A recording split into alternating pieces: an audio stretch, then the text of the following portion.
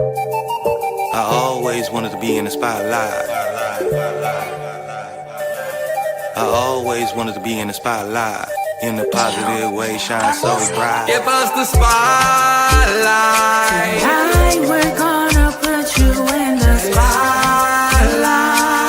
It's your time to shine. Tonight we're gonna put you in the spotlight. It's your time to Give us the shine. spotlight. Tonight we're gonna put you in the spotlight. In a positive way, shine so Time bright. to shine. Spotlight. Tonight we're gonna put you in the spotlight. In a positive way, shine so Time bright. to shine.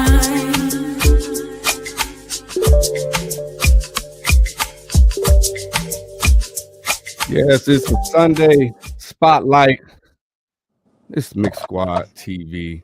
I'm Cash at Hand, and we got another Sunday spotlight with Dee Dee, aka Behind the Faders. She grew up in the church singing and playing the drums, and started making beats when she was just 15 years old. When she was about 16, she went to a family party. And imagine if the DJ just asked you, "Hey, take over this real quick." And she said, yeah. And so she did it. She loved it. From that point on, she wanted to do this thing that we call audio engineering. And so she's been making strides since then, and even more recently, as we will find out through her story, really just getting into this craft and making it something that she does for a living. Dee Dee, What's up? How you doing? what's good? What's good? How you feeling? I'm feeling good. Doing pretty good. Yeah, we're gonna get into your story, and I know a lot of times the stories that we have, we don't fully comprehend and understand like the journey, because like when you in the journey, you really don't see everything like that. You know what I'm saying? But there are Right. times in our lives where it is like this is what we're called to do. And I think, from talking backstage, you're at that road now where it's like, hey, I'm doing this and this is what I'm want to do. Just kind of take us back though to the beginnings. Tell us a little bit about just what I had mentioned as far as your upbringing, your dad's church, and just kind of how we got to today. Yeah. Born in Vegas, raised in California. I'm from San Diego. Uh, my dad. I grew up. My dad was a pastor. My mom was a missionary. And so I started out growing up in their church in a small town called Needles, California. He pastored, and I started playing drums probably about the age of 5, 6, just by ear. I had this VHS when I got my drum set for Christmas one year, that I watched and kind of learned a little bit off of there, but never really took any formal lessons. So we just played by ear that. My mom would play the piano. It was a small congregation, small church.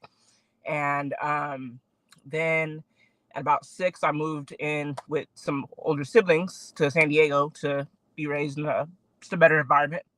And so then I was going to their church in San Diego, and my oldest sister, Linda, was a choir director, the minister of music, regional minister of music, did all of that. And so I learned a lot from her. She sang, beautiful voice, worked with all the gospel greats, Maddie Moss Clark, Timothy Wright, Clark's sister, just all that. So I spent a lot of time with her and being in the youth choir and all things involved in church. So just always been a big part of my life. And I have another older sister that also sings and songwrites. So it's in my blood, in my family. Yeah. And then, like I said, I was the kid that was always reading the liner notes in the albums and things like that. Who produced this? Ooh, how'd you make that sound? How'd that vocal go? How'd that that bass is hitting? Did it? Whatever. So when I turned about probably about 14, 15, I found whatever free programs I could. And was just start out making beats, because even when I was young, I was always beating on the desk and things like that, making up beats and things. So I was doing that. I can't And remember. I want to take a pause right there because Mhm. you said whatever free things you could, and like I don't think today's era fully comprehend what you had to go through to acquire something free for real. When we was having to try, like right now, like you can go to Band Lab, you know what I mean? Like Yeah, that's yeah, technically and that's free. free. Like you like Yeah. right, like this.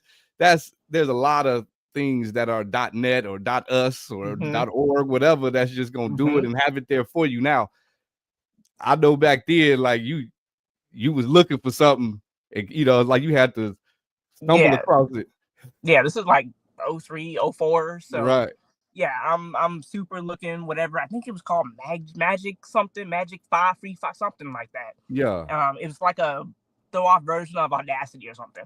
But they had something there where you could make the beats and all that. So I'd be making beats and whatever I could. They sounded all right. No, I was a kid. So Right. but I pretty much like had already kind of made a decision I wanted to do something music when I was about 9 or 10 years old. Mm-hmm. And so that dream never really left. It just kind of turned into what exactly do I want to do? Do I want to sing or do I want to, produce or what I want to do? So definitely after that party that I went to, I played stand up by Ludacris and was having fun just scratching on and so when I graduated high school, was about to graduate high school, I was like, okay, let's go to community college and let's transfer, blah, blah, blah. So I want to go to a school that teaches audio engineering. Halfway through, I was like, do community college. I was like, no, I want to do this. Dropped out and started looking at vocational schools and was first looking at Full Sail, and it was far. My parents are a lot older. I didn't feel comfortable leaving them. So, and just, it was far. So I was like, nah, I'm good. So I waited about a year or so, started looking at other schools that were in Los Angeles. I go and I find, I think, Music Institute Recording School. And then I found SAE Institute Los Angeles. This is 2011, 2012. Found it, applied. They did not accept any type of Pell Grants or anything at that time. So we couldn't afford Sally Mae. So it was like, well, I guess we ain't going to do that right now. And so I waited about another 6 months or so. And thankfully, they were like, oh, we accept all types of financial aid. And I'm like, cool. Went and toured, loved it. Ended up going there in the fall of 2012. Graduated, thankfully, because in the middle of that, my father passed away. So that was, but it was still probably one of the best times of my life. It was in the heart of Hollywood. I got to tour Capitol Records and East West Studios and different places like that. A lot of my professors had worked with different major artists. One of my professors at that time was working with Frank Ocean on Channel Orange album. So he came back Grammy nominated, and that was dope. So I was like, oh, and it was just cool to be around so many like-minded people and people that inspired me. Ended up moving back to San Diego after graduating, and was working with just different local artists that I could connect with. And before we move past that college period, I just want to just ask this because it's something that comes up, and we're in a generation where you can skip beyond the institutions. But you had mentioned something that was actually what you can't get from the institutions, right? Which is the being in the room with certain individuals, being able to actually be advised by people that are doing it, have that connection when you start maneuvering in the business world of things related to music. Right. That is what you're paying for those. We just, in case you didn't know, we drop nuggets to the audience because we never know who may be listening. You may be having someone who is actually considering college that is just happening to listen to this. Right. And things that you mentioned, like you didn't go to certain colleges because of your home situation, right? These are all the things that we just need to consider when we're making these type of life choices and life decisions. You know what I mean? Because like you could have went and did whatever and gone, but in the mix of that, as you stated, your father passed. So could you have if you think back, if you had made the decision to selfishly just be like, you know what, I want to pursue this despite my parents' age, how that would have made you feel in that time, frame that your father passed. So these are just life choices and things that we have to consider. Like, these are, why we may not be able to do the certain things that we wanted to do. But ultimately, those experiences that you had, I just wanted to ask you, did you feel like if you could do it over again, or being in like 2025 back then, and you're now a college student or someone who's about to go to college, would you go to YouTube University and invest that money into yourself and stuff, or would you go to the institution?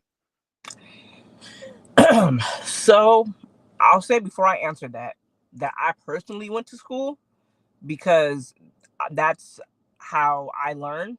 And also because I ran into a lot of people as I was coming up that would tell me, I'm going to show you how to do this, I'm going to show you how to do that. And they never did it.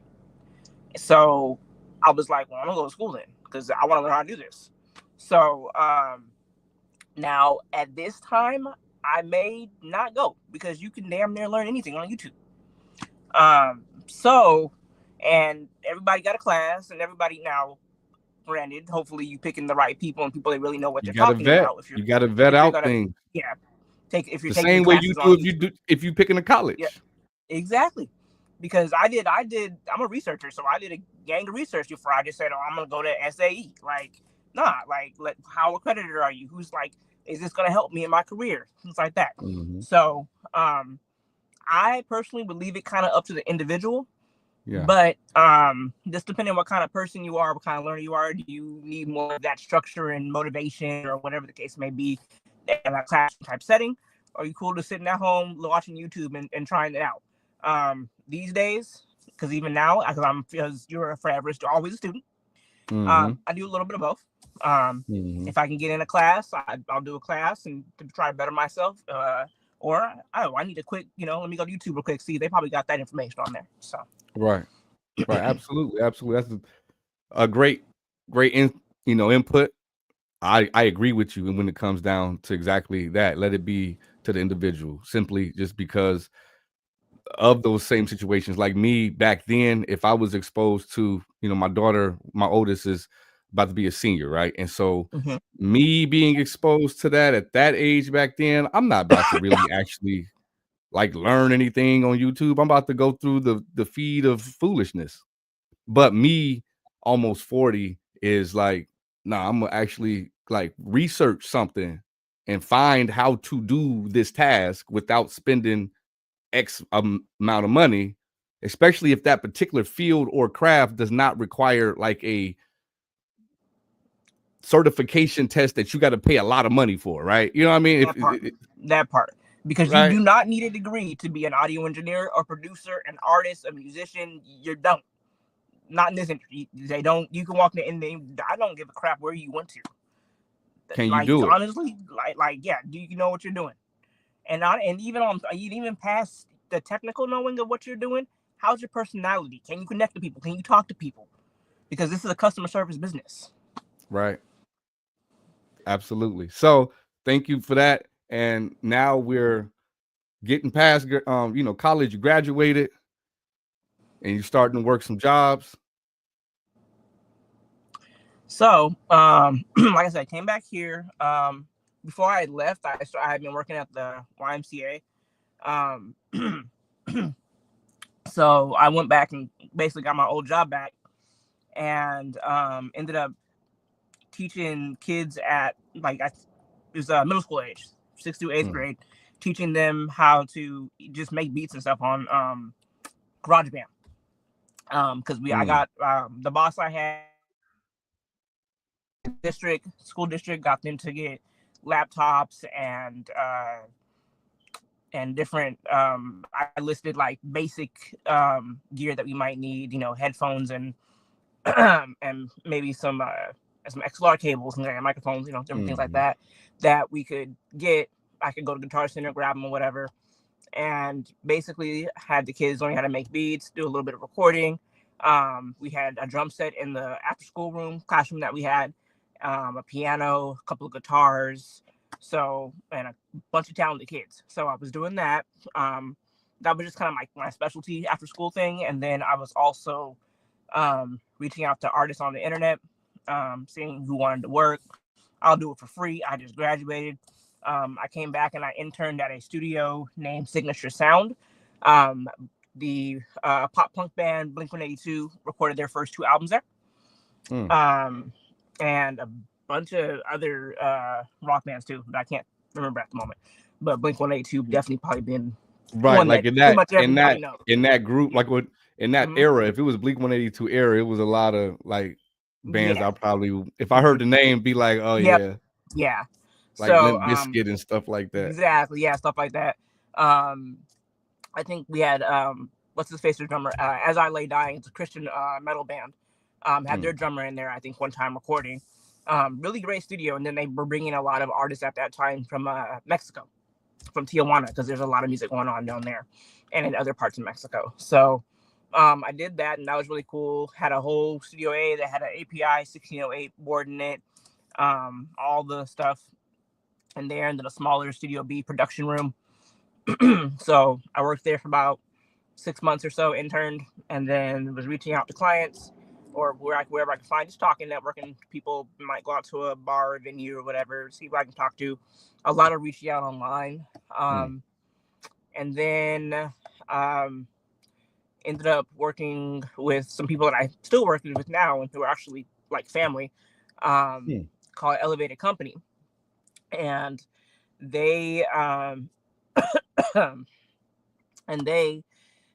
about probably about 6-7 rappers all together.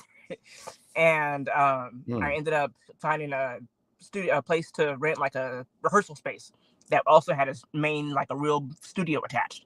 And it was down the street from my job, and I was working split shift. So I would get up, go to work in the morning, do my morning shift with the kids. I have about 4-hour gap or so. I'd go to the studio, work for a little bit, go back for my afternoon shift with the kids, come back to the studio, and I wasn't sleeping. I was like 25. So it was going on. I rented out that space. We were there day and night. I recorded some stuff, mixed some stuff. Some of the other guys, they knew had a little bit of recording mixing, so they did some stuff when I couldn't be there. I just left my laptop, let them do their thing, and rented that out. It was a real cool time. Unfortunately, we lost that due to some people not being able to pay their way. So, which happens. So, like in every situation, it happens. It's like it's almost shocking if you have a situation with a group of people where that does not happen. Yeah. So, that was, it was a learning experience for me. Although I probably went into a deep depression because I was like, man, I lost my studio.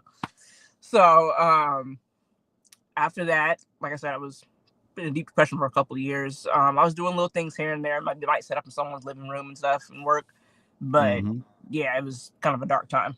And then about, I want to say, what was it, I think it was 2022, I want to say. I was like, man, I need some place to work. I had one homie that I mix stuff for sometimes. We had met and I taught him some things, and we recorded a whole EP in a car, and it actually didn't sound bad at all. Yeah, that was dope. And so I was like, I need a place to record again, because I'm not bringing people to my house and recording in my living room and all that. So reached out to like a bunch of studios in the city and was just like, hey, do you need help? Do you need an intern? Or really looking for internships at this point, because I was looking more for like assistant mixer or assistant engineer in some way, like, and something in that sense. And this one particular studio answered back, called Black Wave Studios. Owner's Manny Fresco. And he was like, yeah, come through. It was like the end of 2022. Come through, let's talk, whatever. And so ended up working out. He did in fact need help, so I'd come through in between my job, because at the same year in 2022 I started working at a company where I was doing corporate AV. So my main focus was audio, and a lot of times mixing the shows, or at least being an A2 and miking the speakers and things of that nature. making sure that's all good and anything that A1 basically needs.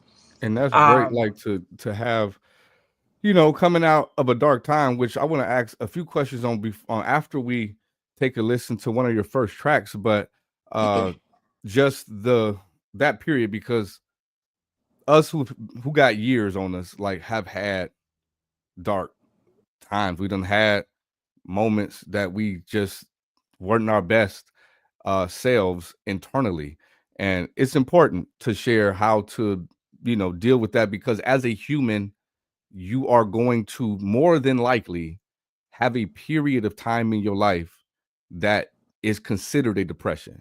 But before we just tackle that topic that can be it's not emotional to me anymore, because I know how to handle dark thoughts and like dark situations, bad circumstances, but it definitely can be, triggering.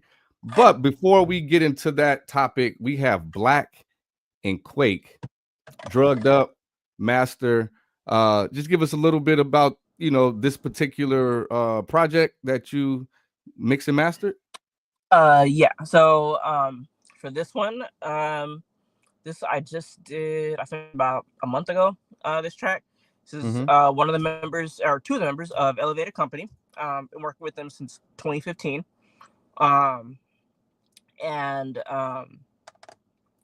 With them, the homies, they sent it over, asked me to mix it. They recorded it through BandLab. So I went ahead, cleaned it up, best of my ability, mixed it up, mastered it, sent it back, and it's not out on DSPs yet because it's coming out as a part of an entire project. But from y'all the getting reels a that preview. They getting a preview today. We are. So, but with that, with the reels that we posted, it seems to be getting some really good feedback. So that's pretty cool. That's what's up. We got a preview, y'all. Let's take it out.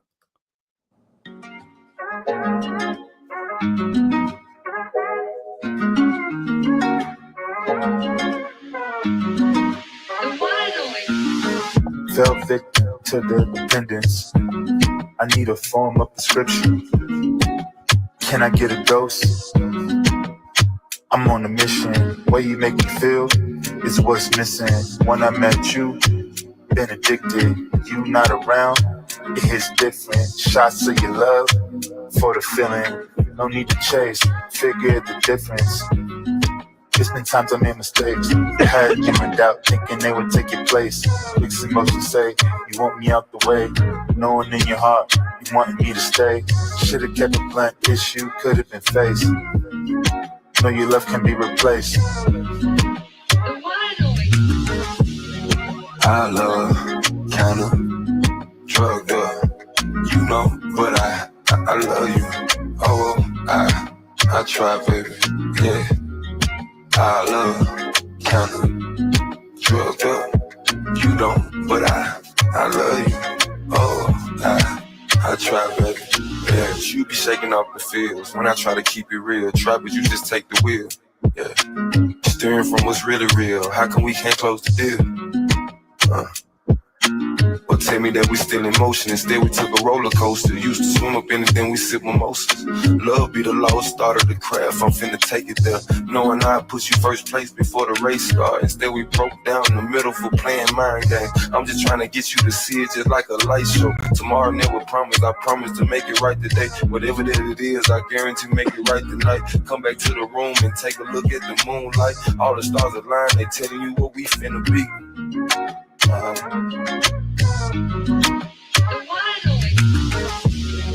I love, kinda drugged up, but I love you.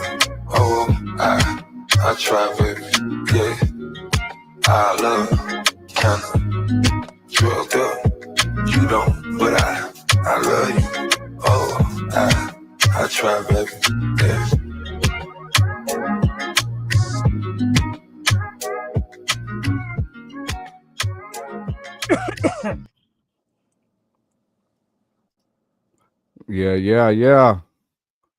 Yeah. I can't wait to that. Until that one drop, you gotta let us know when that one drop. Sir, yes, sir. Yes, indeed. Yes, indeed. Uh, yeah, I mean, before we get into the topic I had mentioned, how does it just feel being, knowing that you had your hands on it? You done heard that like 17,000 times and all the different nuances of that song. Yeah. Just kind of give an insight on from the eyes of an engineer for the people, because I know what that's like, when it's finally out or it's about to be out, it's done, and it's just kind of out there for the world to hear. It's a proud moment. But at the same time, I'm also like, all right, what's next? Like, let's get to the next one. It's the gift and the curse. I promote and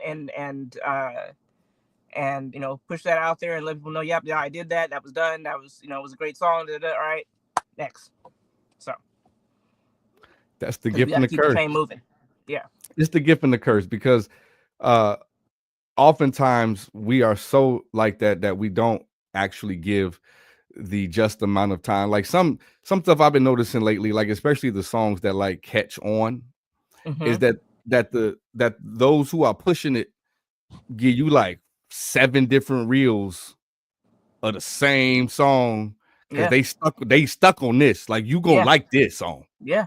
This, you gonna like this song. You know what I'm saying? Like that's the, and like I be so like, because so much energy has got put into the project, and now that it's out, it's like it's out. Like it's, like you say, on to the next, because you're looking for the next adrenaline rush, or what I would call a engineer high. Like you're looking for the next fix.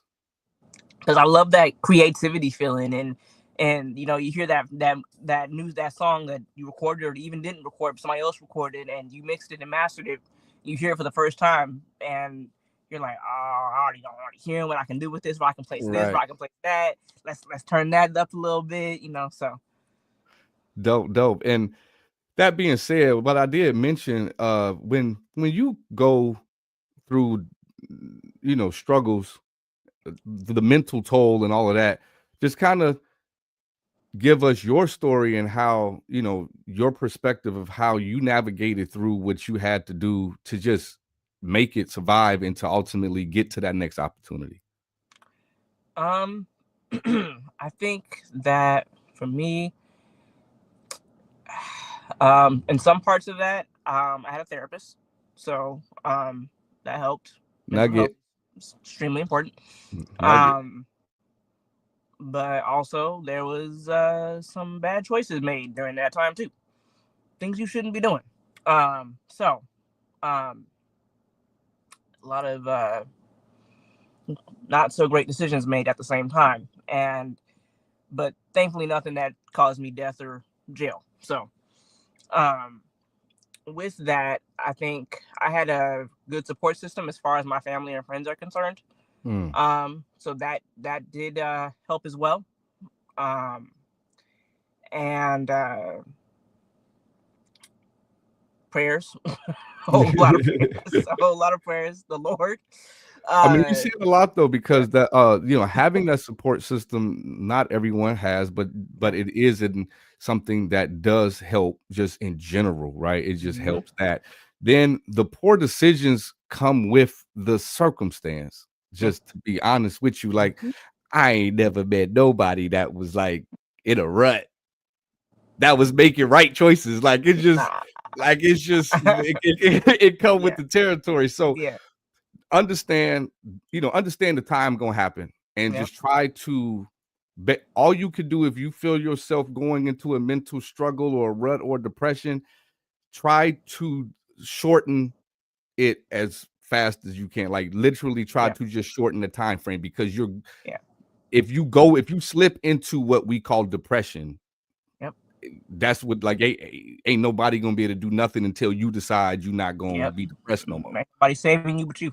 Yeah, like you really ain't nobody do nothing for you for real. You know what I'm saying? Like, so just try to shorten that window to where, like, I heard something the other day. Someone was like, I had a bad day and I was just kind of complaining to my mentor or whatever. And I was just like, ooh, up the bam, I can't take it. I don't want to do this no more.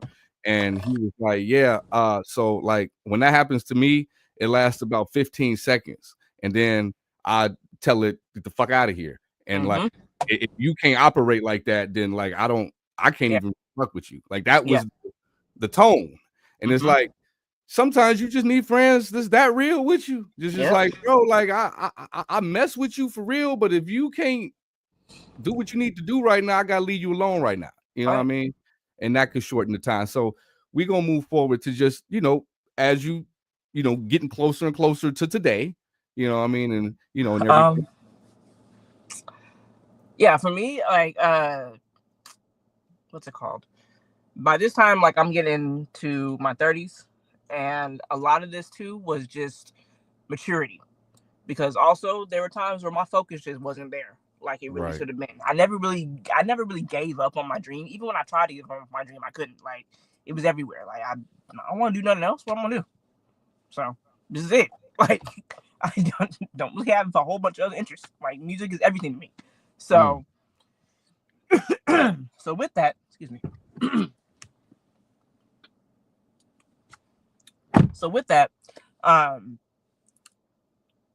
as I'm just growing up, because I will say that definitely getting into the 30s, I matured and was able to kind of shift my focus. I'm starting to feel better and dealing and getting myself out of situations and just dealing better with life. Because I'll also say, no, to be honest with you, because I grew up in the church. My family was strict, so I wilded out a little bit when I was in my 20s. So you're not completely focused like you need to be, and you're putting in the work, but you can go 10 times harder, and you're not. Right. So it was like you kind of got to that point, like, all right, you're not giving up this dream. So what are we doing here? So I think when 2022 came along, and I'm no longer working with kids at all. I've been doing that since my teens, and I'm really, really working in the field I went to school for, and that I actually enjoyed. That kind of helped. And like I said, I got hired at that company in June 22. I met with the owner of Black Wave Studios that I now work at, and at the end of December 2022. So, and kind of the ball just kind of kept rolling with all of that. And so simultaneously, I'm going to work, and in the daytime, I might be working with a bunch of doctors and setting up a show for them, a corporate show for them, and do maybe mixing a show or something like that, or even just small breakout type rooms, things like that. And I want to get into that as well. We can pause there because take us into the world of like just that, like setting up like the whole process, getting them like your world of finding out that you need to do this project for a corporation, and walk us through just from finding out to being done. Okay. So with that, with the company that with the companies that I work with, hopefully most times you'll have some type of schedule and you'll get to see a diagram or layout. I worked at one particular hotel.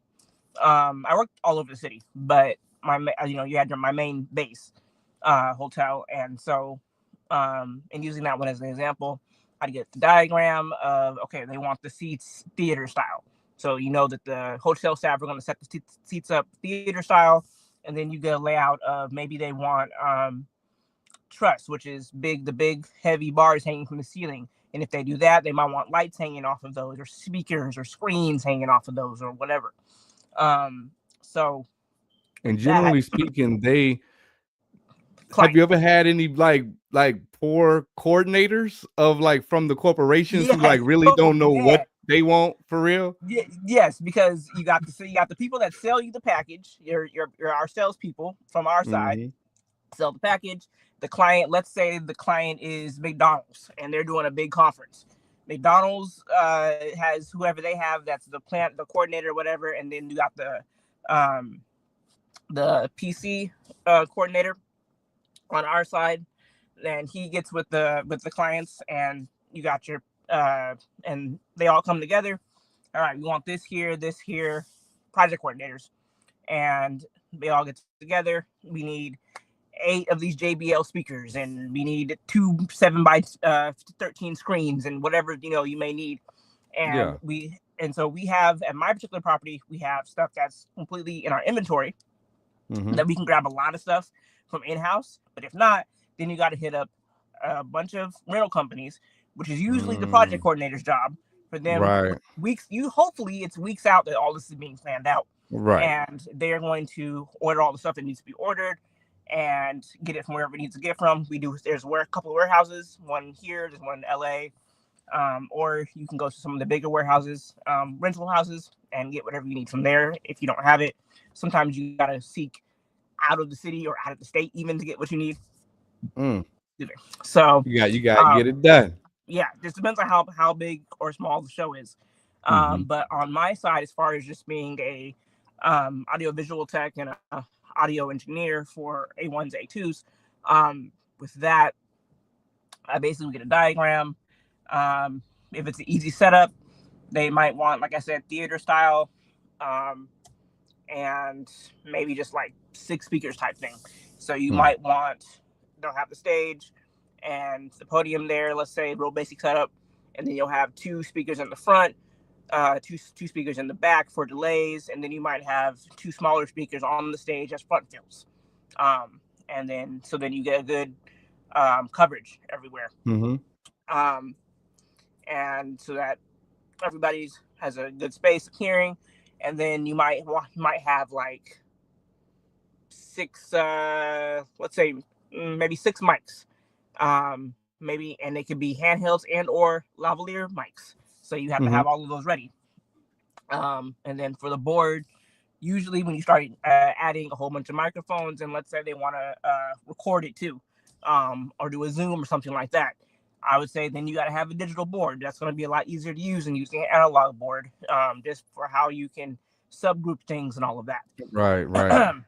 And change layers, and you can control this group, this subgroup, that subgroup, for kind of like that. Because what I did was, because I started out again, right before I started going, about 2 years before I went to college, I was doing live sound and video at my church. Because I started doing the sound for them and then recording the sermons, and then burning CDs of the sermons because everybody wanted to copy. And then I also set up the video camera and record the services, make copies of those. So we had a recorder in the back connected to an old Yamaha mixer back there. And so I took that knowledge with me, and all, over these past 10, 15 years. And transfer that over to live sound corporate wise, and so you have those layers and things like that, and it's really cool experience. So like in the engineering part where you're in it now, you done got the setup, now the event is started. Is it just kind of like you kind of just get a groove because you kind of know what you're doing everywhere? What I mean? How was that first time? Like, that setup, that setup is I definitely had to ask for help because it was a different realm for me than just basic couple of mics in a church type of situation. Right. So I had a little bit of experience, but not like a lot. So I was still kind of almost in training mode, and so. I had another more experienced audio engineer help me kind of set things up, because when you start getting a bunch of mics, you got to look at frequencies on your wireless kits to your microphones. You got to learn how to sync. You got to know how to sync those together. You got to know how to EQ and compress and get your levels right. If you are, like I said, if you're doing a second layer and there's extra subgroups and things like that, you got to know how to send those out into where they got to go. And when you say levels, right? Because we getting into the nerdy audio engineering stuff. Is there like a certain standard like level for live sound? You know what I mean? As far as dB is concerned? Yes, but no. It depends on how large the room is. It's factors. 2, it depends on how large the room is, and it also depends on how large your stage is, and then also kind of on you. Some of it's also kind of like in the studio world where right. Does this sound good? Now your biggest thing though is making sure that you have rang out the room. If you ring out the room and things like that, which that basically means is that what you'll do is you will turn up a fader, but like with a microphone on and turn it up. And each mixer kind of has, if it's depending on if it's digital or analog, has its certain way that you kind of do it.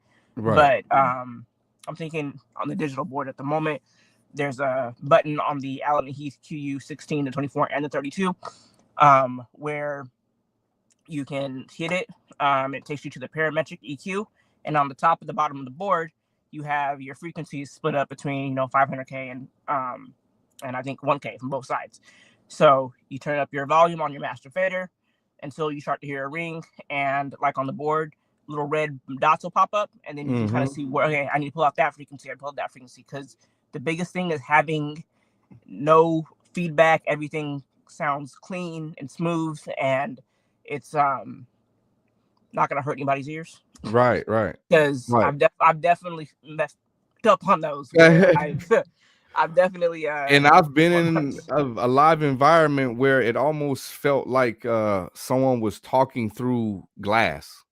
I don't know how that. So that, you know what I mean? That's an EQ thing too. That's definitely just as you're, because a lot of times when you're mixing live shows, you're constantly also to some degree EQing. You might need to adjust this because you might have a different person on the mic, especially if you're passing the mics around. If you're doing even if you're doing lavaliers with the body pack, you're still passing those mics around. Possibly, let's say you only have 6 and you have 7, 8 speakers. All right, somebody's gonna have to switch a mic here somewhere, So and everybody has a different tone. So also with lavaliers, there's placement of the mic. You don't want it way up here. You don't want it down here. You need it kind of in the middle of the chest, about there. So it's little things like that. But basically, though, ringing out the room, that feedback is don't do that.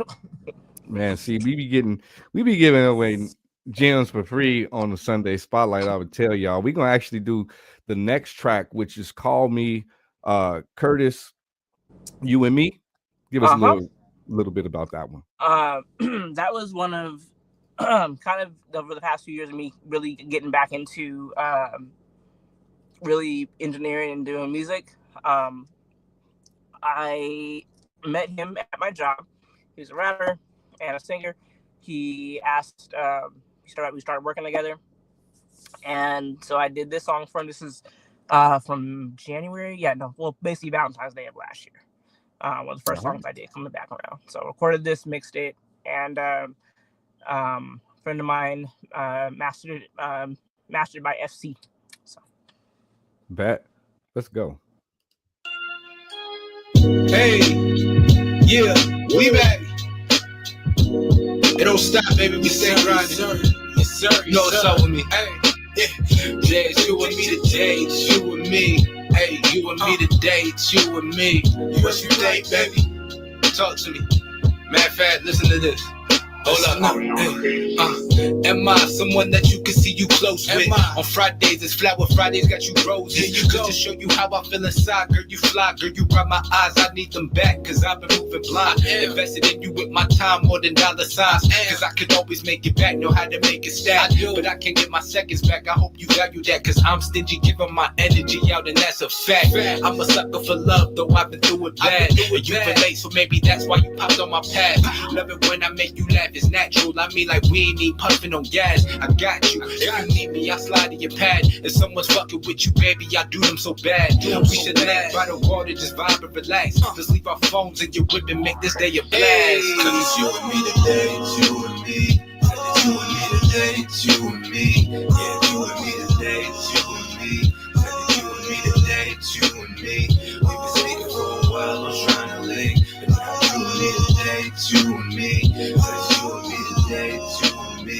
Yeah, it's you and me today, it's you and me. Yeah. Look, I get a nervous type feeling whenever I feel good. I hope it ain't too revealing, cause love, you've been doing it to me. Today I woke up to an text from you and said good morning, King. I hope the day brings happiness and new blessings that it just make your soul sing. Plus a sexy ass photo of you looking just so damn. Think I made like I asked what the bros think. Everything about it I like, it's like she programmed. Drive around hot late at night, let's let the tune sing. Windows down, feeling the breeze, it's such a cool feeling. Her hair blowing the wind, creates a good fragrance. Doing us, don't give a fuck like who was you hating. I've been praying and praying for someone so amazing. And every time I link with you, it feels just like vacation. Pop the top of the bottle, baby, we celebrate. We should cheer to us cause we both elevating, yeah. You and me, said that you and me today, you and me. Yeah, you and me today, you and me. Said that you and me today, you and me. We've been speaking for a while, I'm trying to link. And now you and me today, you and me. Said that you and me today, you and me. Yeah, you and me today, you and me. Yeah.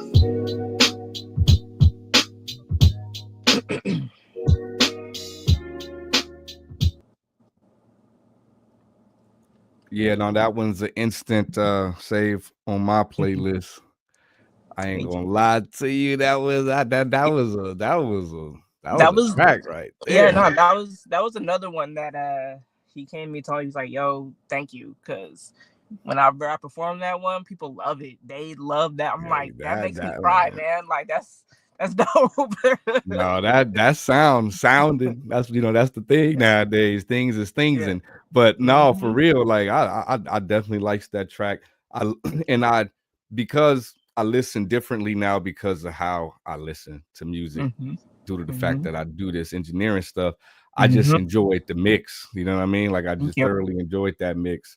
It kept me, all the different things that we would say, like the vocals was right where it just felt good in my ears on the headphones. Because like I keep a relatively loud volume. My wife would even tell me, like, I hear your whole, like, whatever you listening to, I hear everything.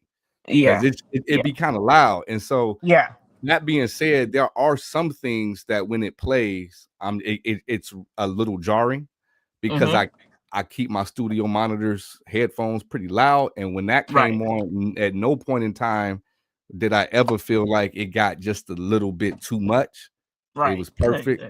Like I love that mix on that one. That was dope. Thank you. I see. I didn't know if Audio Manipulator wanted to come on and say something today. You can't hop on here mute no more, man. No more mute. Is my mic good? Yeah, we can hear you. Yeah, just turned up a little bit. Just a little bit. It was a little low. How you doing, DD? Hold on. Good to see you again. I'm good. How are you? How you doing? I'm all good. Good.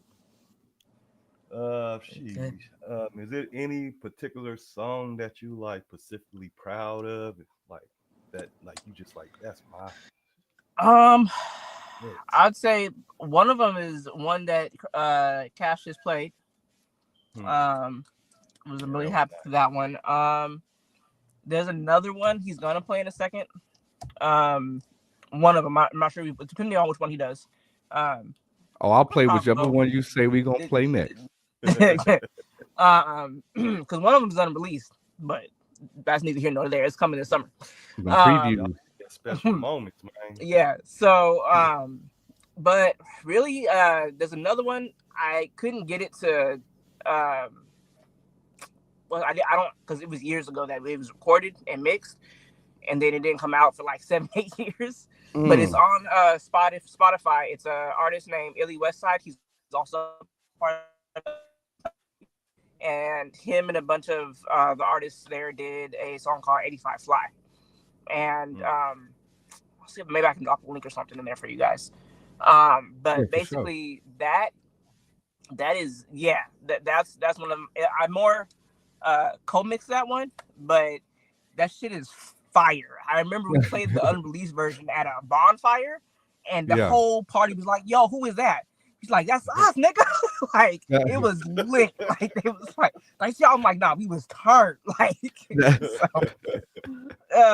it was. So I'll see if I can find it for y'all. Okay, but it was fire. No, for real, definitely find the link. And those are the moments that we as creatives live for, right? Is that like those moments where it's whatever we created that is uplifting the environment and or causing, whether it's to cause people to ponder, think, and cry, or whether it's to hype people up.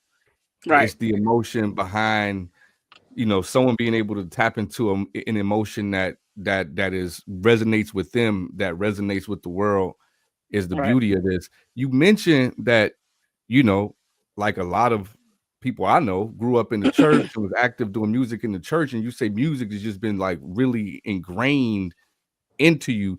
You mentioned like whether it's about singing or whether it's about writing, like what's a what I'm saying? I know you behind the faders, but you're gonna get behind the mic. What's up? People keep asking me that. I had a client ask me that yesterday. Like, no. Maybe we'll see. I feel like my voice ain't the same.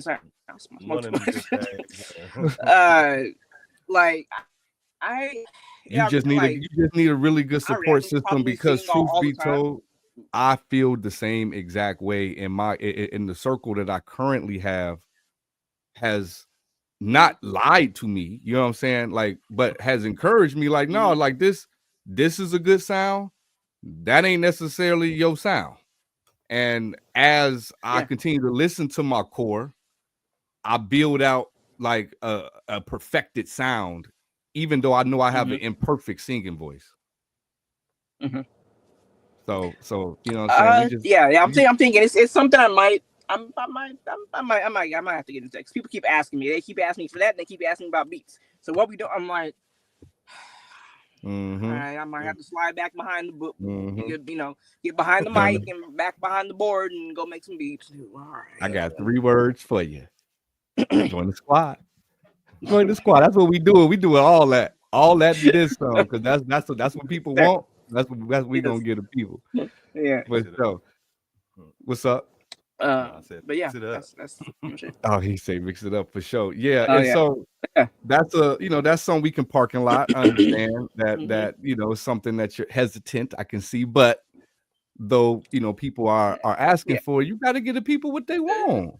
This is true. I think it's because I be so focused on being like the best female engineer I can be, because what I honestly eventually want to do is have like a whole team of just female producers and engineers. Like, yeah. I'm glad that this organically got to this part, right? Because this is definitely important, just in general, because it's just the representation is very few, and I don't think that it's by any like systematic thing like a lot of stuff is. I think it's just more so the awareness like of the craft and getting that in front of young girls earlier. What do you feel like, just from your experiences with being a woman in the industry doing specifically engineering, and also just what you would advise the youth, younger girls that may want to like look into this career? One, I would say go for it. Have boundaries, be aware. Make sure that you earn your respect. Cause like you're gonna run into weirdos and stuff. Unfortunately, it's part of the nature. But go for your dreams, cause fuck all that. Like, if this is what you want to do that.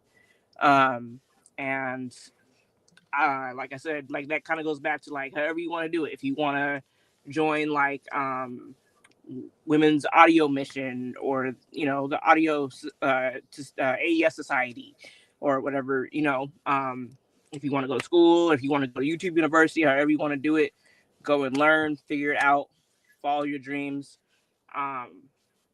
There's me and a handful of other folks. Simone, oh my goodness, what's her name? Torres, I believe. Okay. She's a vocal producer and engineer. Has worked with like Cardi B and a bunch of folks. And then also, sings herself. Like you can reach out to her. Trying to think Who else? There's a long list of people. Uh, Jenny mixed it. Crystal Ares, like just a bunch of people that have just kind of, and people like them I mentioned, they work kind of around. Some of them work like kind of around TDE, Top Dog Entertainment, or came up under like Mixed by Ali, around that. So, well, they could reach out to Beyond the Faders. They can reach out. They can. That was coming. Cue the music. They can. Yep. Reach out to the sisters that I know that are dope already, that I personally know. Like so.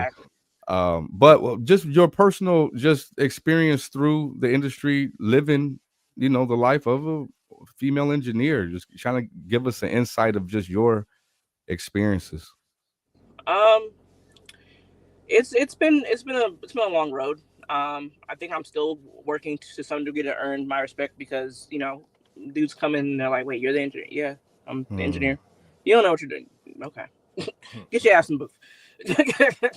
Real quick, just it's public service announcement to us Negroes out there. What we doing, man? Like, it's 2025, bro. Like, people, like a lot of people could do a lot of stuff. Like, in general, like it used to be funny to talk about the white boy that's in the NBA. You know what I'm saying? Like look at the NBA. Have you looked at it? You know what I'm saying? A ton of white boys busting y'all asses. Like it is. And so like there's a lot of people that are doing a lot of different things, whether it's women, whether it's foreign, like give people respect until like allow them to show whether they can do something or not, and then have these prejudiced judgments is really just like it's ridiculous at this point. Like you ain't aware of the world around you, bro.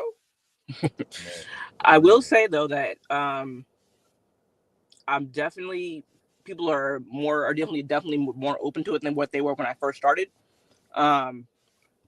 Nowadays, because you're always gonna run into that other bullshit, but nowadays I do get more.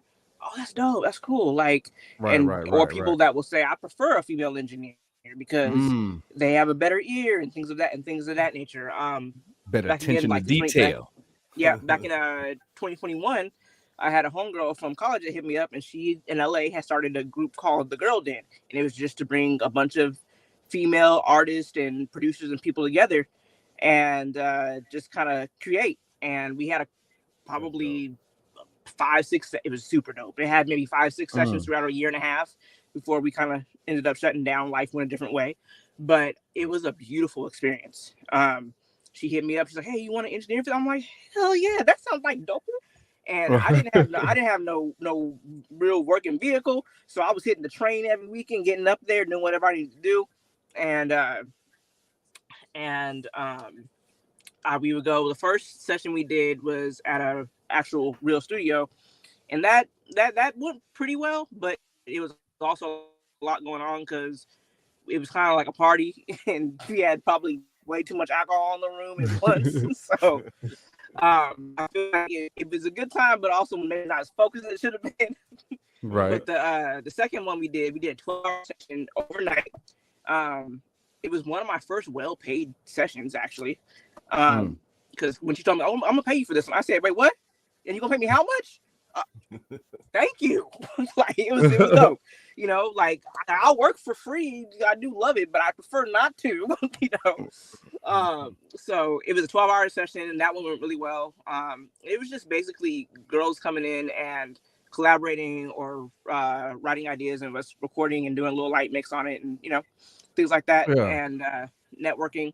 And then we did some more sessions that were at homegirl's apartment because it became too expensive really to be booking studio time like that. So, but we ended up getting Apollo to send us a X4 Apollo, like sponsored, like for free. They sponsored us in a sense. Chaotica sent us an eyeball as a little sponsorship. Yeah, I got one around here somewhere. Yeah, me too. So that was just a really dope time, just networking, and I got to meet a lot of people and work with a lot of different folk and just trade ideas back and forth. But yeah, it was definitely a really, really great experience. I would, if anything like that ever came out again, or if I like that, I would love to do that. Yeah, no, you set up something. You definitely set up something for after we listen to this next song, just I want to touch back on as far as the pay and like you do it, you love it, so you're willing to do it, and just have a conversation about that, because that's kind of, I think a lot of people are in that space, but stay in that space, and we got to really like get out of that space, right? Because we gotta eat, man. But what was the name of the particular song from ERM Billings? Because I know we got two of them left. So it's Earn Billions, and let's do Keep Rooting first. I bet Earn Billions. Yeah. I Keep Rooting. So give me a little bit about this. I know you said it was one of the ones that was like that you felt really good about. Yes. So he reached out to me on IG last November actually, and was like, "Hey, I see you working with some folks, whatever. Can you record me?" I'm like, "Yeah, we can. We work that out." Came to the studio. The first studio session, knocked out like 6 or 7 songs in like 4 hours.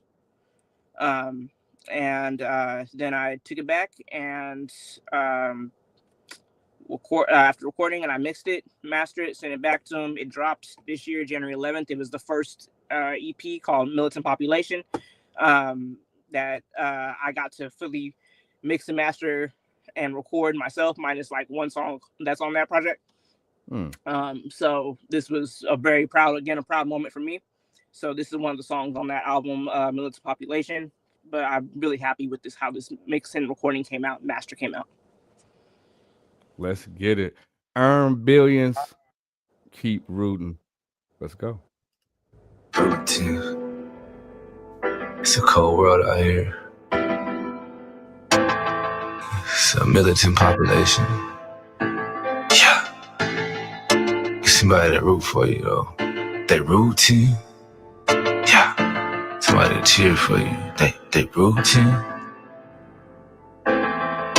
They rooting for me cross state. Check the algorithm. Oh shit, I'm in the wrong state. They ain't fucking with me. I just make the music cause the music keep me company. I just got the freedom of speech to keep the dirt off me. I ain't know I made it till I looked off in that mirror. My reflections on the billion. Had to pitch myself a brick. Keep rooting for me. I'ma end up in a mansion up in Fairfax off in Rancho where I been getting the way. That's Tony Hawk.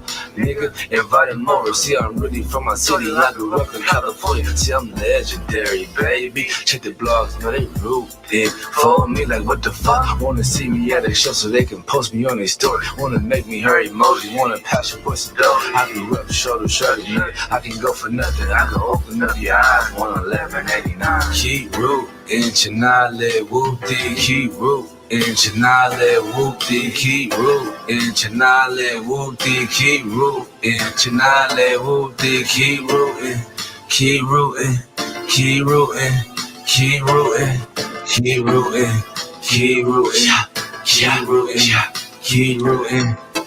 I just wanna play some ping pong at your red. I just wanna hear my theme song, not a thread. I just wanna get my dream on, back your ass back. See, I rap cause the ops like rap fast. It's good till they push you in that nollie you in. The over your shoulder, a bitch tryna suck your dick and over, bumming with depression and shit. They stressing and shit. The ops is growing, they water from the tears they weep. Molded line, credit equals property. I'm dropping jewels, thank Dre, he made the beat. Keep rooting, burst down the penitentiaries. Keep rooting for a human, not a nano machine. It's militant, I move like an army with me. I'm innocent, I'm not guilty, I'm not the victim. But you can keep me in your mind so I can make a difference. Keep rooting, Chinale whoop-dee. Keep rooting. Chinale whoop-dee, keep rootin'. Chinale whoop-dee, keep rootin'. Chinale whoop-dee, keep rootin'. Keep rootin', keep rootin', keep rootin', keep rootin', keep rootin', keep rootin', keep rootin'.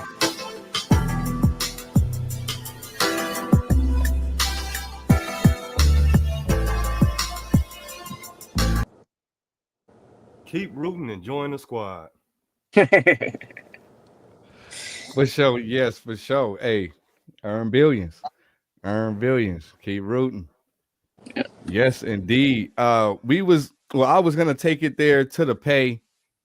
I like to, obviously when you're starting out, like you kind of gotta like break it in, get some people recorded, get some people mixed, like get your feet wet. It's just at some point it's like a situation where like people only look at you for that, like, oh, I can get this free mix, or I can get this like really cheap mix, and the quality of the work now is like exceeded beyond this little cheap mix. But it's that it's almost like similar to when a individual graduates and has like they don't have no experience, but they got a degree.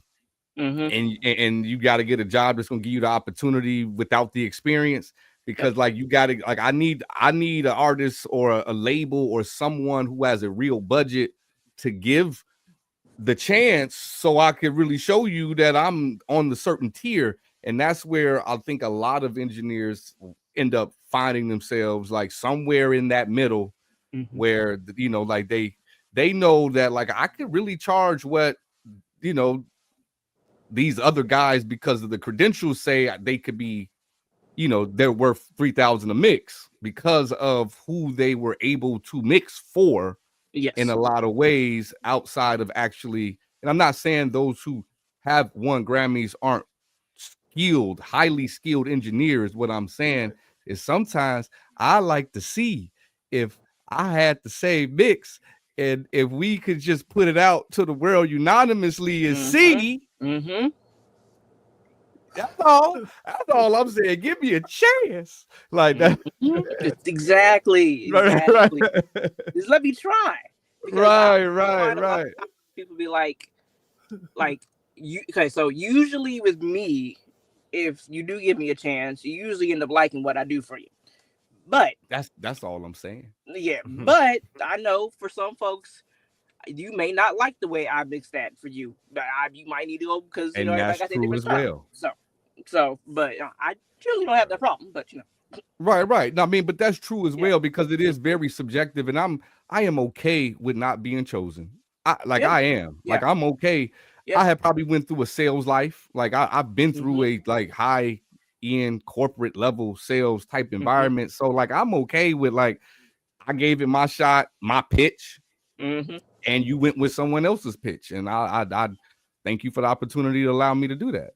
You know what I mean? It's just that, I understand people lock in relationships, people lock in, what I'm saying? Because if I was on that particular level, when I'm going to lock in these relationships too. I want to continue to have this client that's going to continue to, give me a very lucrative lifestyle. Like I'm not going to make it public for you to compete with me, so I could potentially lose out on this, like, money that's 10x, 15x what the average person with my similar skill set is making. So like I get it, I understand, but that's kind of where most engineers are at. And when you have said that, like, I usually do it for free and they paid me, and then the following thing was like we couldn't keep written out studio time, but you see the tumbling effect, the snowball, because it's like I done put in this work pro bono, you know what I'm saying? But now I can't continue to get the quality of the recordings for the group of people I'm working with, because I'm not getting compensated. So it's a cycle, and if you find yourself in that cycle, just be sure to continue to incrementally go up as your skill. Like have a true assessment every 6 months of like your last mixes from the last 6 months, and be like if you leveled up, you will hear it. And then level up your prices accordingly. Shoot, I hear it now. right. I'm like, oh no, I'm getting better at this shit. right. And so that's definitely something that engineers of alike, is finding that sweet spot. We don't ever want to necessarily not saturate the market. We don't ever want to lowball the market to where your freebies become like to where like everybody going to you because like you do it for free, and it's like you know what I'm saying, like, but at the same time, there's always a label out there that's Mm-hmm. paying out. So We got one more from Earn Billings. This is featuring Sexy Keisha, Admit It. Yeah. Yep. That is the one that will be coming out on a project this summer. Just finished recording, mixing, master that in like the past, I think 3 months or so. So yeah, another unreleased for you. We getting these previews tonight exclusively on the Sunday Spotlight. Let's check out Admit It. Baby, it's true. And then it goes, and I was sleep home worrying about me. That's how it be. Now you know you're gonna be. Now you know you gonna miss the way you used to kiss it, the way you used to hit it, tighter than a fit. Now you can't get it. Fuck a good riddance. Lost the best thing, baby. You just scared to admit it. Looks like the tables have turned a little bit of reverse, like I just hit the reverb. It's about time I Serena you serve, cause all your bullshit is truly getting on my last nerve. You know how many figure niggas I swerve? No little boosie, but I send them niggas straight to the curb. Now ask yourself a question, is it me you deserve? Cause I've been peeping all your shit through a window perk. Or you like to play games? Niggas stay on that Madden, but I'll dismiss a nigga real quick, Queen of Madness. Option 2 is the plea deal that I'm perhaps in, cause niggas really want the pussy, they don't attraction. And you can get no awards for all your bad acting. I've been waiting to exhale, so I'ma send you packing. That negative energy's interrupting all my stacking. And I could activate the old me and return to Mac. Now you know you gonna miss the way you used to kiss it, the way you used to hit it, tighter than a fit. Now you can't get it. Fuck a good riddance. Lost the best thing, baby. You just scared to admit it.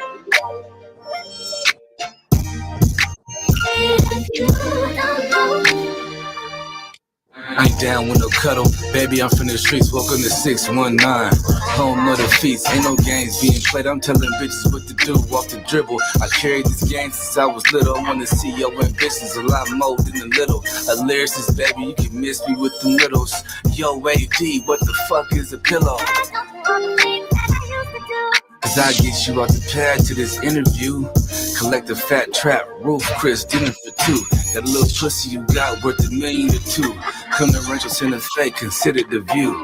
Come to Rancho Santa Fe, consider the view. Now you know you gonna miss out on that trap on the couch. If I fuck, I'm attracted for a gal. Whether see you shake some ass in the club splash out. Whether see you shake some ass in the club splash out. Tell me that you down for the beat and the gangster brag loud. Finish how you starting this game, cash out. Sexy Keisha roll the red, bark it out. And I was sleep home worrying about me.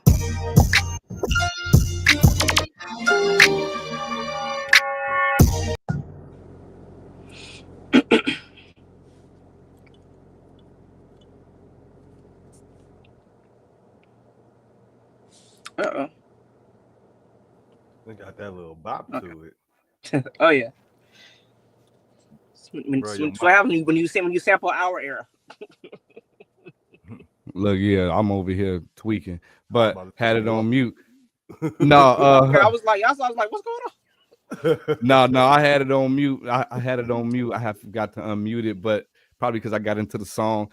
I have been getting back into that groove too, like cue the music. You know, we've been kind of doing, you know, some of those similar vibes of just that boy girl song.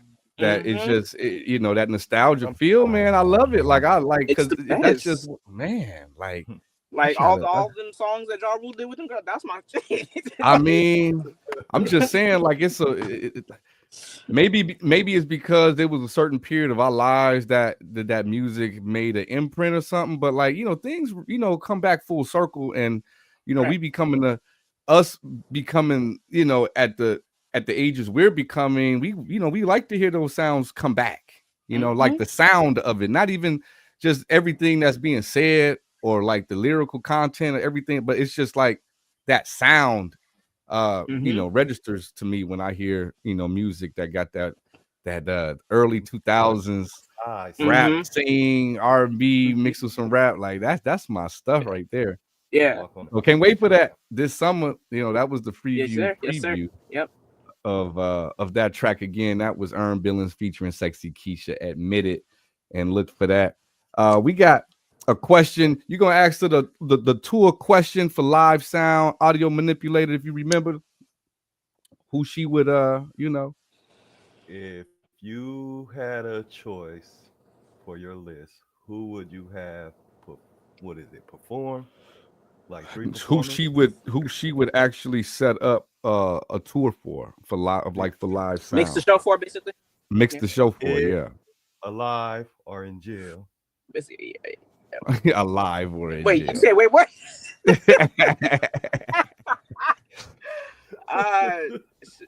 Chris Brown was just in jail. Right. I know. But he is one of them. But you know I'm gonna have to go Michael or Whitney, to be honest with you. That's what I'm talking about. I like that line. Like those are like two of my like absolute all time favorites. Like I think I was more sad when Whitney died than when Michael died. So like I mean, it makes sense. Just I mean, even just from the story we heard from you, the upbringing, that's that sound, right? Like so yeah, that's dope. Now, like Chris Brown to me, like I do think that just based off of just. I think off of what he, his perception from that's whatever the perception became, like he is not necessarily getting the flowers like I feel like he really, really should for the talent alone. I don't really care about the antics of what he's actually done or went through or done did, because like I done probably did worse. You know what I'm saying? I just can't dance like he can. So like, but he's very, very, very talented. So I can see why you would have, picked him. I'm surprised as a modern person. Yeah. I'm surprised I didn't say Beyonce, which is actually interesting. But because like I've been to one of her shows, and I used to go to a lot of concerts, and I will say that at least from an audio engineer standpoint, that was some of the best sounding sound quality I have ever heard in a stadium for a concert. It was her 2016 I think Lemonade tour. Like I was like, yo, the sound here is crazy. It wasn't too loud. It wasn't, so whoever mixed that show here in San Diego, Speaking of before we get off, speaking of live sound again, have you heard of the Sphere in Las Vegas? Oh, in Vegas? Yeah. Yes. Yeah. Would you like want to experience that being a engineer? Like I know it's like less live, like moving, faders and all of that, but the whole Dolby Atmos. Yeah, it would be. I think it'd be a really cool experience, to be honest. Just the way that whole building is built. It would probably be a challenge, but a fun challenge to try and mix there, or even just set up a show there, just to some degree. I think that would be a really dope experience. Like they did a whole live UFC event in there. You know what I'm saying? I didn't know. It was probably last summer or so. It was the only Dana White claimed it will be the only live combat event ever done there, just because it just didn't make any sense for him to actually do it financially. Yeah. But he wanted to do it because it was cool to do. Like, you got that type of money. You just, I'm gonna do it because it's cool. I'm gonna lose, but it was. But that being said, I see we have Break It Down Inside was commenting throughout the show, just kind of following along with your journey. You say Dallas in the building. You mentioned about your backstory. And he's just kind of been here, just chiming in throughout the time. He's a dope dude. We definitely gonna get him on here at some point in time. We will have our Thursday coming up this Thursday, which will be a live mix. We'll have a news portion where we talk about the usual what's going on in the world of news, and it's been a lot of stuff in the world of music news, like lots. So we covered last Thursday. We covered Diddy, up to now, the Diddy trial each day. We cover Chris Brown situation. We got the Rod Wave. We got Tory Lanez. It's just a lot going on in the news. But we also have a live mix for Grand Gula, who will be our next guest this following Sunday. So for those who out there, stay tuned for our content coming this Thursday and as well the next Sunday Spotlight. Dee behind the faders, please sit tight so we can chop it up for a little bit while longer. We would love to just have you for a little bit longer to ourselves. But as far as the public and our audience is concerned, they're going to have to say bye-bye for tonight. Behind the faders. So just your last words that you would just like to say to those who are out there who would see this. Follow your dreams, whatever they may be. I've had plenty of jobs to pay the bills, but this always comes back. So keep going at it. I'm not too far away from 40 and I'm still going. So you're never too old. Keep doing it. You'll get there. Whatever your envision of success is, you can do it. You can definitely do it. And if you want to talk, reach out, anything about anything, or you need a mix done or recording, I'm trying to figure out how to set up remote recording as well, so I can broaden my reach for people that can't get to my city, and I'm also mixing maybe some traveling in there as well if it's worth it. You can hit me up on the IG at behindthefaders.com. I'm bad. On IG behind the faders. I'm working on my website. And you can also hit me up on TikTok, D_D8907 on TikTok. So That's a bet. Dee, we glad we're gonna have to have you on again at some point in time. And as she said, if you need to reach out, you need to talk, and you want to keep pushing like me, just kind of getting into it around the age of 40, then I encourage you to find a community that's going to help you continue to, sharpen, your tools, right?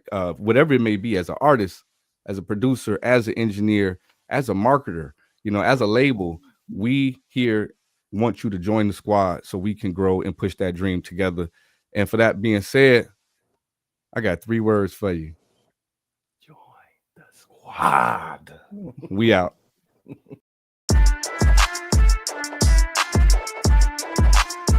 Did it again, Alec. Give me more. Okay, cash at hand. That's the motto, that's the plan. Got a whole lot of loot. Check my status, that's the brand. Boy, stop playing. Money so long, broke them rubber bands in the jam. I'll be damned if I fuck with Uncle Sam. I'll be spazzing on the beat. I go thermal on them niggas. I'm absorbing all the heat. Oh, salty ass niggas be thinking that it's sweet. Oh, dusty ass niggas in the president of the league. Salute. Yeah, we looking for recruits. Join the squad, get you open, corner 3, 2, 1, shoot. Don't be scared, come prepared, and we keep you in the loop. Get you squared and prepared, and we accept you as a troop.